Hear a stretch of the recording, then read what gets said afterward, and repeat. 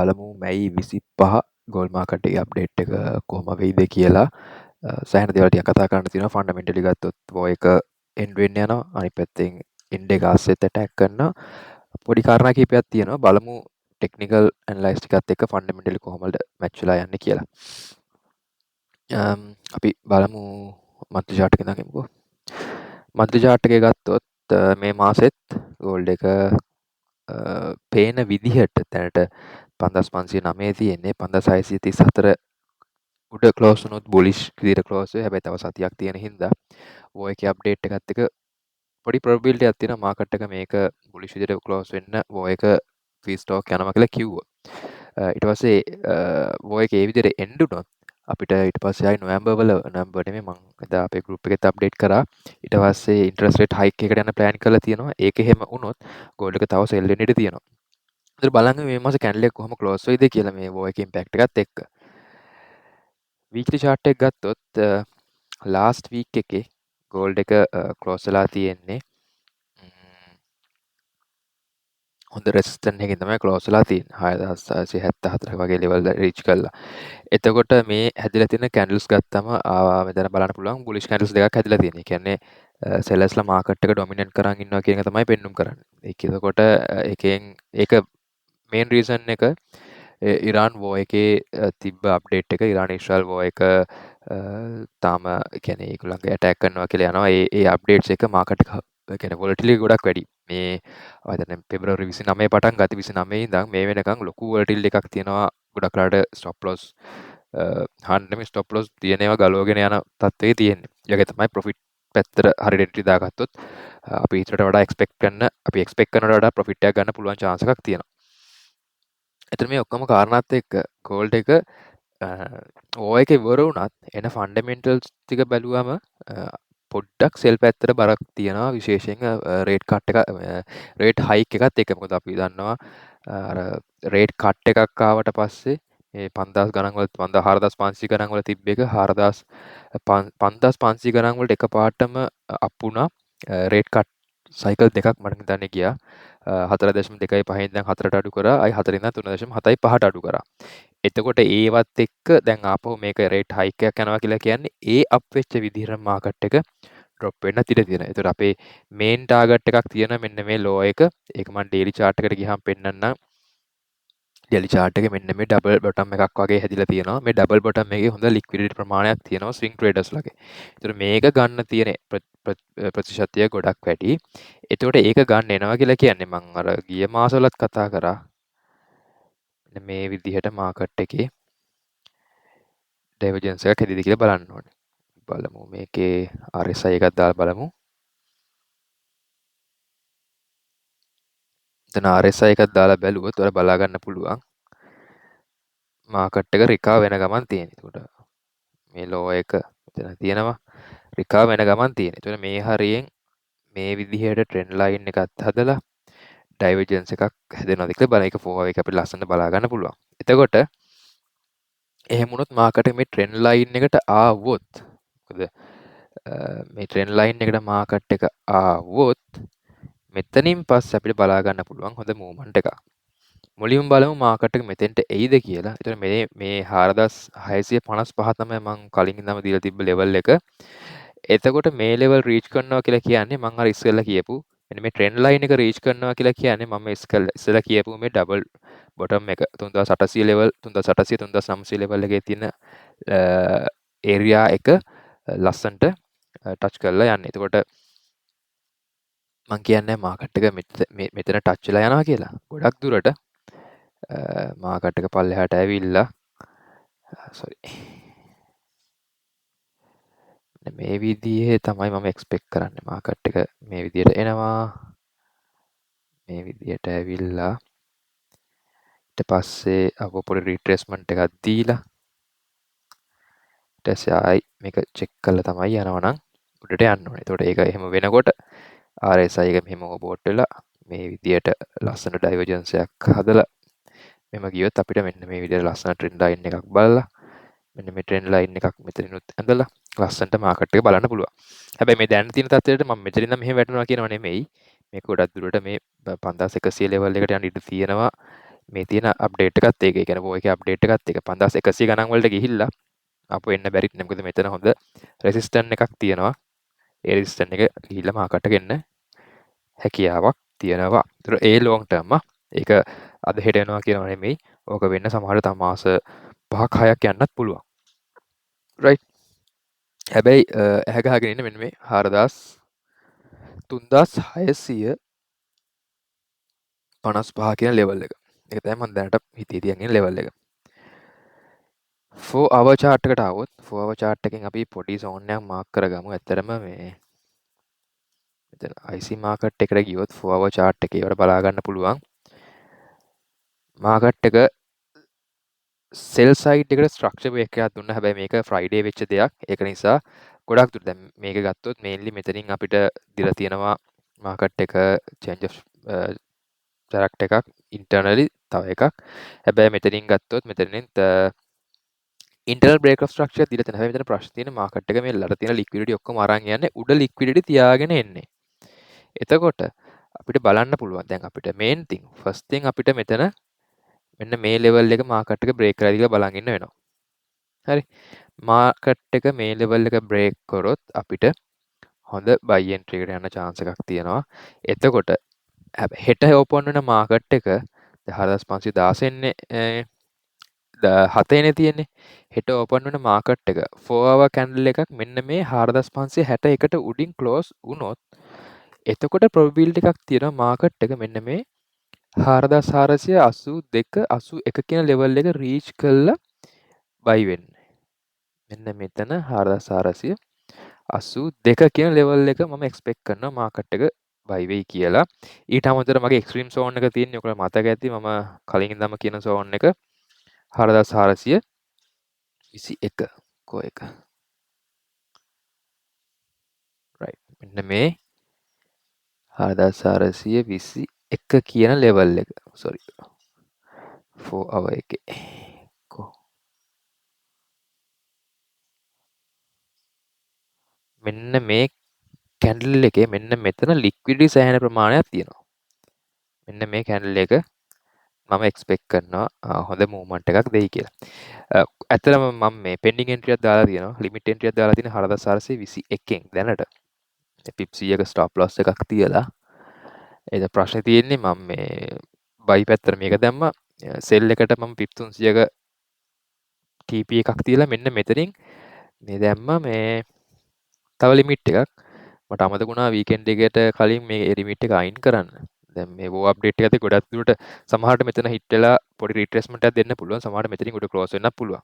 ඊට දැන් මේ එන්ට්‍රි ගලව ගන්න විදියකුත් නැහැ. එහෙම වුණොත් වෙන දෙයක් වෙච්චා කියලා බලන් ඉන්න වෙනවා.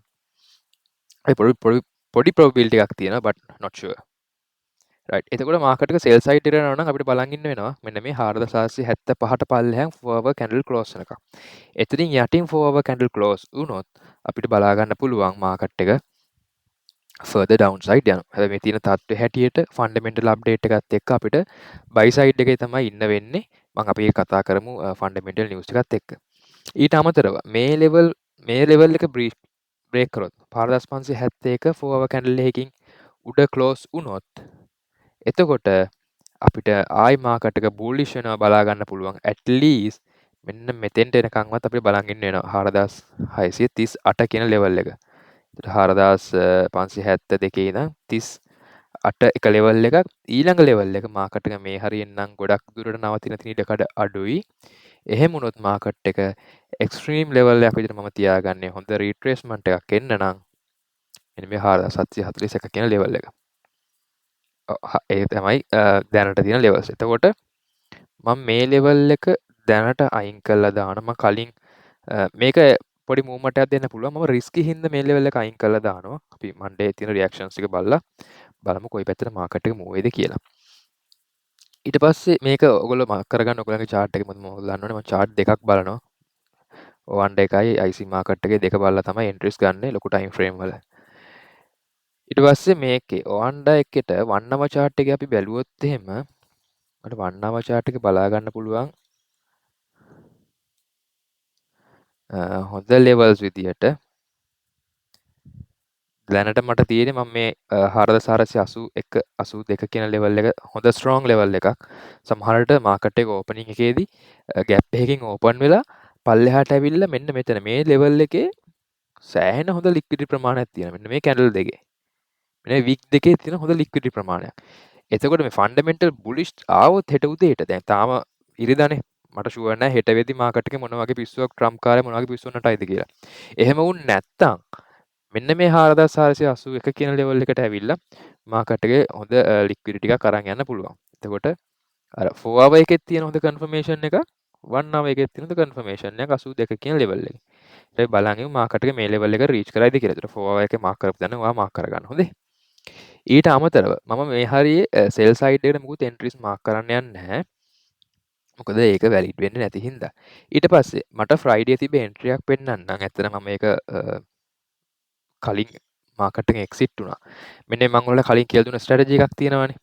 එනේ ස්ට්‍රැටජි එකෙන් බලන්න ලස්සනට QM එකක් හදලා මාකට් එක මෙන්න මේ ලෙෆ්ට් ෂෝල්ඩර් එකෙන් රිජෙක්ට් කරනවා. රිජෙක්ට් කළා ඊට පස්සේ මට එන්ට්‍රියක් එනවා මෙන්න මෙතන 4413. මේ 13න් ගත්ත එන්ට්‍රිය පිප් 100ක් ස්ටොප් ලොස් තියලා 1-2 වින් රේට් එකක් ලස්සනට ඇවිල්ලා තියෙනවා. ඒතකොට ඒ එන්ට්‍රිය ලස්සනට ෆ්‍රයිඩේ ප්ලේ වුණා.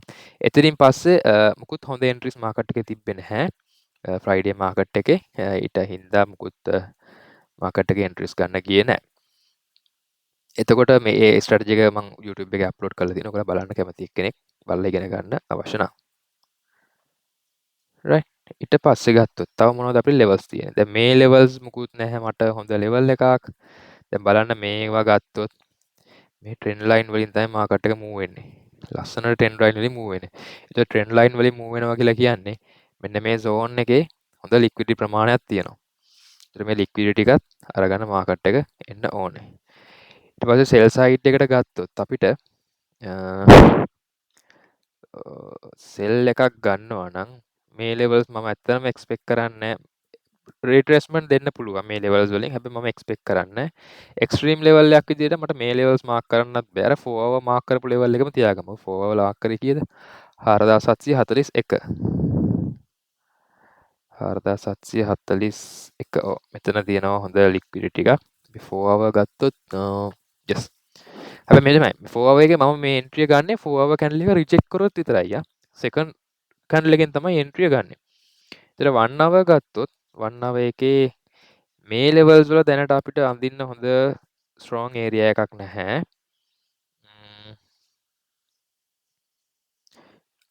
ඊට අමතරව මෙතනින් තමයි මාකට් එක රිජෙක්ට් උනේ. ඊට පස්සේ හොඳ සෝන් එකක් විදිහට තියෙන්නේ මේකත් මාකට් එක රිජෙක්ට් කරලා තියෙනවා. right මෙතන right මෙන්න මේක 4821 කියන ලෙවල් එක අපිට තව හොඳ ලෙවල් එකක් විදිහට දාගන්න පුළුවන්. 21න් පස්සේ නම් මාකට් එක ඊට පස්සේ ලොකු මූවමන්ට් එකක් දීලා තියෙනවා. ඉතින් එහාට බයිම තමයි. අපි බලමු ඊට පස්සේ අපි හෙටින් මාකටින් පස්සේ ආයෙ ඇනලයිස් කරනවානේ. ඒකට බලමු මොන වගේ වේද කියලා. right එතකොට අපි crude oil වලට ගිහිල්ලා බැලුවොත් crude oil අපිට බලන්න පුළුවන් ලොකු සෙල් එකක් ඇවිල්ලා තියෙනවා. මේ ලෙවල්ස් ඔක්කොම බ්‍රේක් කළා 4109 තිබ්බේ 98ට ඇවිල්ලා තියෙනවා. දැන් 100 තියෙන්නේ. දැන් මේ ෆී ස්ටොක් එකත් ගොඩක් දුරට මාකට් එක ඕපන් වෙයි ගැප් එකකින්. ගැප් එකකින් ඕපන් වෙලා පල්ලෙහාට මාකට් එක වැටෙයි ෆී ස්ටොක් එක සක්සස් වුණොත්. ඉතින් අපි මගෙත් එක්ස්පෙක්ට් කරන්නේ මේක මෙහෙම වෙන්න කියලා. මොකද ලංකාවේ තියෙන තත්ත්වයට තව ටික දවසක් මේක මෙහෙම තිබ්බොත් ආයි ලංකාවේ ආණ්ඩුවක් මාරු වෙන්න සිද්ධ වෙනවා. ඩික්සි chart එකට ගියොත් අපි ඩික්සි chart එකේ බැලුවොත් ගෝල්ඩ් එක අර තාම තියෙන්නේ මගේ zone එකේ. දැන් මම ඔයගලන්ට මතක ඇති මම කලින් කිව්වා කලින් වීඩියෝස් වල බලන්න මම බලන් ඉන්නේ මාකට් එකේ මේ zone එක බ්‍රේක් කරනකම්. මේ zone එක බ්‍රේක් කරොත් මාකට් එක උඩට යයි කියලා. දැන් බලන්න ඒ ඇඳපු zone එක මාකට් එක බ්‍රේක් කළා.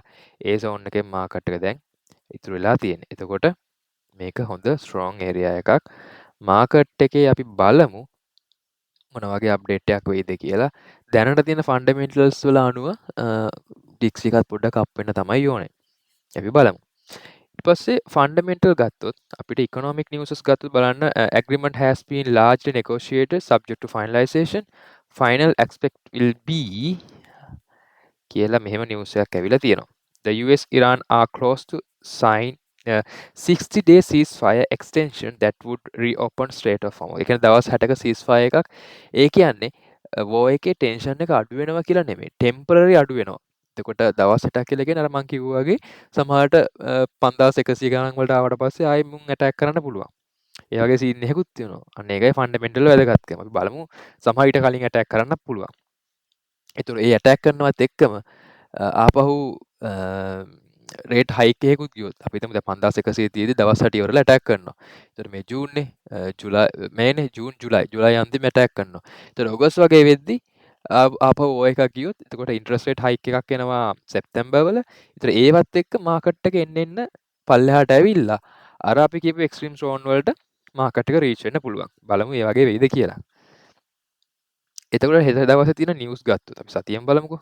25 ඉඳන් 29ට. හෙට බෑන්ක් හොලිඩේ එකක්. ඒතකොට ටෙක්නිකලි මාකට් එක මූව් එක ගොඩක් දුරට වොලටිලිටි එක අඩු වෙයි. ඊට පස්සේ ටියුස්ඩේ ගත්තොත් ටියුස්ඩේ අපිට CB කන්සියුමර් කොන්ෆිඩන්ස් එක තියෙනවා. ඊට පස්සේ වෙන්ස්ඩේ ගත්තොත් වෙන්ස්ඩේ ලොකු ඉම්පැක්ට් නිවුස් නැහැ. තර්ස්ඩේ ගත්තොත් අපිට ප්‍රයිස් ඉන්ඩෙක්ස් එක තියෙනවා, GDP එක තියෙනවා. ටිකක් ඉම්පැක්ට් වෙන නිවුස් එකක්. ඊට පස්සේ ලොකු නිවුස් ටිකක් තියෙනවා තර්ස්ඩේ. ඊට පස්සේ තර්ස්ඩේ මෙන්න මේ FOMC මෙම්බර්ස්ලාගේ ස්පීචස් සෑහෙන ඉම්පෝර්ටන්ට්. ඒගොල්ලන් කියන වචන ටික. එතකොට අන්එම්ප්ලොයිමන්ට් ඊට පස්සේ ෆ්‍රයිඩේ ගත්තොත් ෆ්‍රයිඩේ තියෙනවා අපෝ GDP month එක. එතනත් FOMC මෙම්බර්ස්ලාගේ ස්පීචස් තියෙනවා. එතකොට මෙතන ලොකු ප්‍රොබබිලිටි එකක් තියෙනවා. අපි වෙන chat GP එකෙන් අහලා බලමු අන්තිමට මොනවා වේද කියලා. සෙන්ටිමන්ට් එක ගත්තොත් සෙන්ටිමන්ට් එකේ දැනට 146ක් ෂෝට් 154ක් බයි වල ඉන්නේ. තවදුරටත් බයර්ස්ලාව ට්‍රැප් කරන්න පුළුවන්. ඊට පස්සේ ෆන්ඩමෙන්ටල් අනිත් නිවුසස් ගත්තොත් දැන් ඇවිල්ලා තියෙනවා Iran has not accept any measure on its nuclear file yet. ඒක nuclear file සම්බන්ධයෙන් මේව කළා නෑ. ඊට පස්සේ 60-day time frame to be established for nuclear negotiation. දවස් 60ක් තියෙනවා negotiations කරන්න. 30-day window set of Strait of Hormuz procedure blockage conclusion. ඒ කියන්නේ දවස් 60ක් තියෙනවා 30ක් ඕපන් වෙයි. හොඳ නිවුස් එකක්. රයිට්. ඊට පස්සේ ගත්තොත් අපි chat GPT එකෙන් අහලා ගලමු මොකක්ද කියලා probability එක probability for US interest rate hike බලමු chat GPT එකෙන් අහලා මමත් information ගන්න මේකෙන් තමයි 24th May market pricing 26 June of meeting 95% probability no change. ඒ කියන්නේ ජූන් වල hold කරනවා still mainly expected to hold through some hike rise. ඒ කියන්නේ 26 ජුලයි වලත් මේගොල්ලෝ interest rate එක hike කරන්නේ 2026 by December 2026 early 27 market have moved towards roughly 40 to 80% of 0.25 hike. අන්න මං කියපු එක.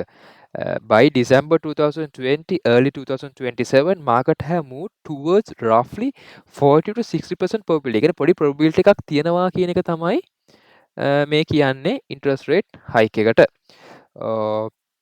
බලමු. මේක තමයි chat GPT update එක. ඊට පස්සේ ඔය ටික තමයි තියෙන්නේ. එහෙනම් පරිස්සමෙන් ට්‍රේඩ් කරගෙන යන්න හැමෝටම ජය වේවා.